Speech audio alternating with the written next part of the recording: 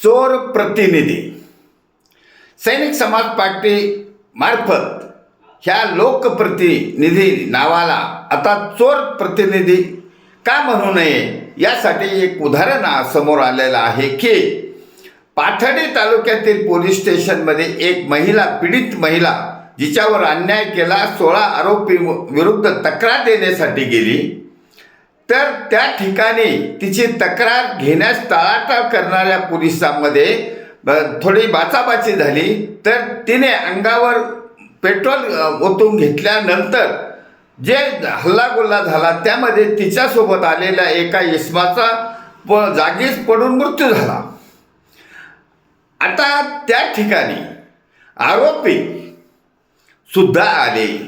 काय आले आरोपी तर गुन्हा केल्यावर पळून जायला पाहिजे ना, परंतु ते आले पोलीस स्टेशनमध्ये 16चे 16 आरोपी आले, परंतु ते सोबत एका लोकप्रतिनिधीला घेऊन आले म्हणून त्यांची हिंमत झाली।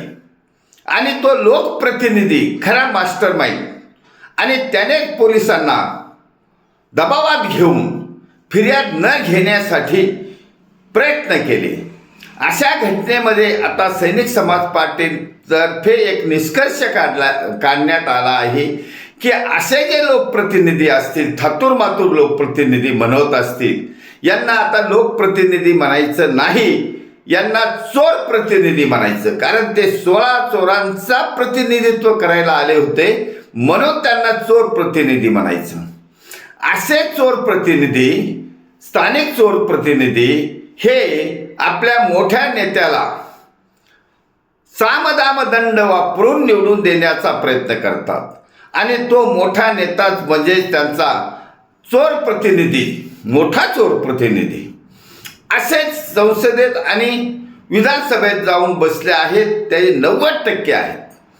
90% विधानसभेत गेलेले मोठे चोर प्रतिनिधी यांना या त्यांच्या नावानेच ही यंत्रणा चालते।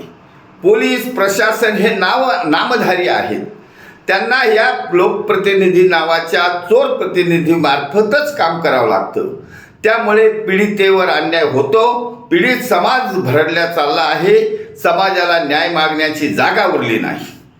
म्हणून सैनिक समाज पार्टीने हे बौद्धिक आंदोलन छेडलेलं आहे की ह्या स्थानिक चोर प्रतिनिधीपासूनच सफाया केला तर संसदेत आणि विधानसभेत गेलेले 90% चोर प्रतिनिधी राजकारणातून हद्दपार करण्याची युद्धनीती वापरायची आहे, जेणेकरून छत्रपती शिवाजी महाराजांच्या रयतेच्या राज्याची पुनरावृत्ती करण्यासाठी सैनिक समाज पार्टीचं खास सरकार सत्तेवर बसवण्याच्या ऐतिहासिक कार्याचा शुभमुहूर्त होणार आहे।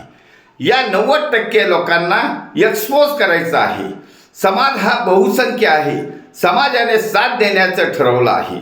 समाज बहुसंख्य समाज आहे आणि बहुसंख्य समाजाने सैनिक समाज पार्टीबरोबर येण्याचं निश्चित केलं आहे। त्यामुळे हे जे सैनिक समाज पार्टीने नामकरण केलेलं आहे, यापुढे लोकप्रतिनिधी न म्हणता त्याला चोर प्रतिनिधी म्हणायचं आणि अशा लोकांना सत्तेबाहेर करण्यासाठी सैनिक समाज पार्टीने पोलीस आणि यंत्रणेची, सिस्टमची, प्रशासनाची साथ मागितलेली आहे आणि ते निश्चित प्रशासन नक्कीच साथ देणार आहे।